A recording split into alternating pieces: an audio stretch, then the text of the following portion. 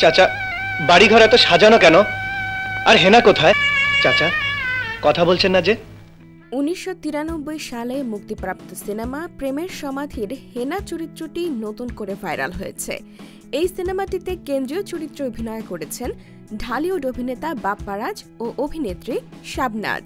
সিনেমায় বাপ্পারাজ বকুল চরিত্রে ও শাবনাজ হেনার চরিত্রে অভিনয় করেন। এই সিনেমারই একটি সংলাপ নেট দুনিয়ায় ভাইরাল। প্রেমের সমাধি গল্পের দৃশ্যটি এমন ছিল। বাপ্পারাজ দীর্ঘদিন পর বাড়ি ফিরে তার প্রেমিকা হেনা অর্থাৎ শাবনাজের বাড়িতে যান এবং একটি সাজানো বাড়ি দেখতে পান। তিনি হেনার বাবাকে জিজ্ঞেস করেন, চাচা, বাড়িঘর এত সাজানো কেন? চাচা, হেনা কোথায়?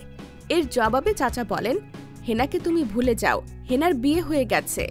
বকুল খ্যাত অভিনেতা বাপ্পারাজ আবেগ আপ্লুত হয়ে তখন বলেন, না না, হেনার বিয়ে হতে পারে না, এ আমি বিশ্বাস করি না।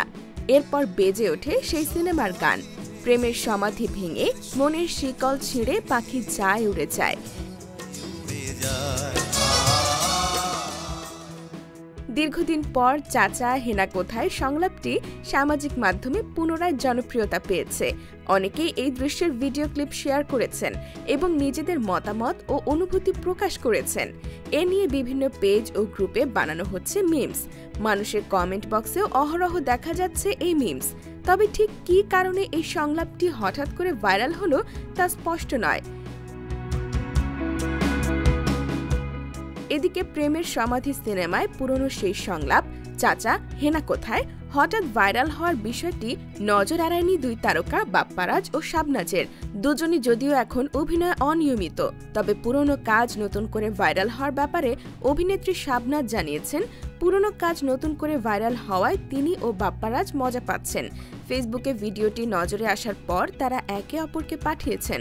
শাবনাজ বলেন, এতে ভালো লাগছে যে দর্শকরা আবার সিনেমাটির কথা মনে করছে এবং এর আবেগ অনুভূতির সঙ্গে সংযোগ স্থাপন করছে, যা একজন অভিনয় শিল্পীর জন্য বড় প্রাপ্তি। হেনার বিয়ে হতে পারে না, আমি বিশ্বাস করি না।